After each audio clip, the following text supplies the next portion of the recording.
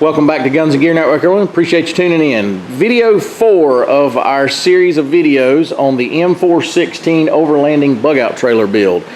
So if you noticed, I have separated the body from the frame. So this was kind of a tough project. This portion of it was a little struggle. And the reason is because of past modifications to this trailer. When they turned it into a welding trailer, they welded in some bracing and some things like that that actually tied the frame into the body.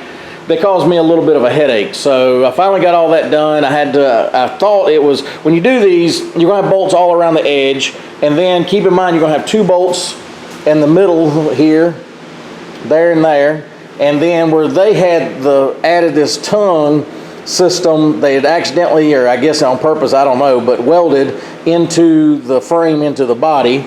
And then they had these cross braces here. The ones in the back were fine. They didn't affect the body, but the other 2, which was attached from here to here, if you see where I cut it off right there, it was actually welded to the body right there.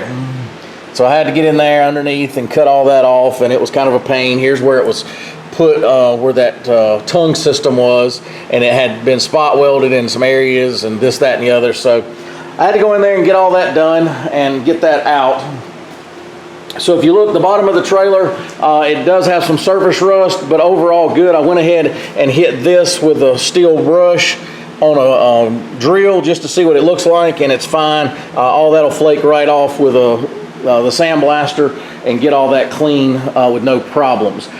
And so I'm pretty excited, gotten this far, and I'll keep continuing this into this week. I'll probably get the sandblaster guy over here sometime this week or next weekend, maybe on Saturday. And I'm going to change these shocks out. So now I'm kind of just checking out the undercarriage and any components and bolts and stuff.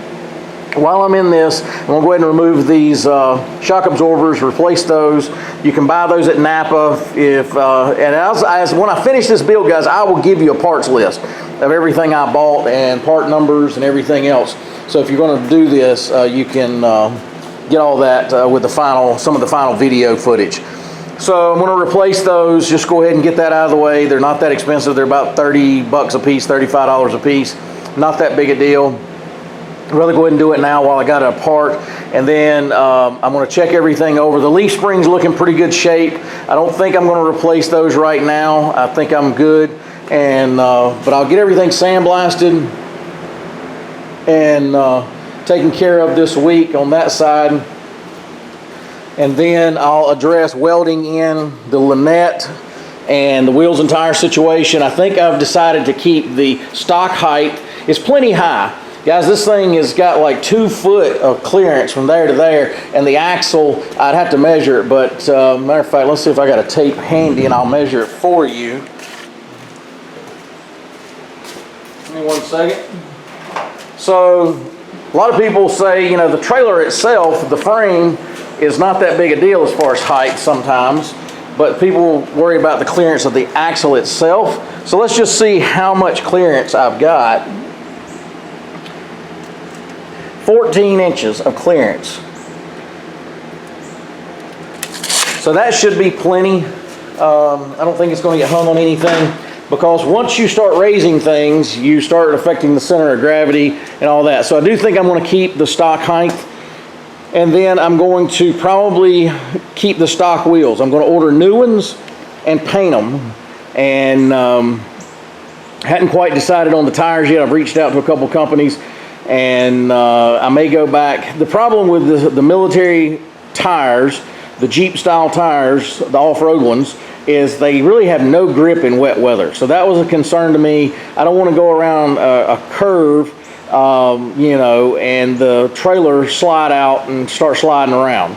So that could get kind of dangerous. So I don't know what I'm going to do just yet with that, but I'm still assessing that, looking at different wheel tire combinations and so forth. But I think I'm going to keep the factory stock. I just like the military look. Now I'm going to paint them probably silver, but it just kind of gives it that authentic look. I don't want to convert this totally over to something that it's not.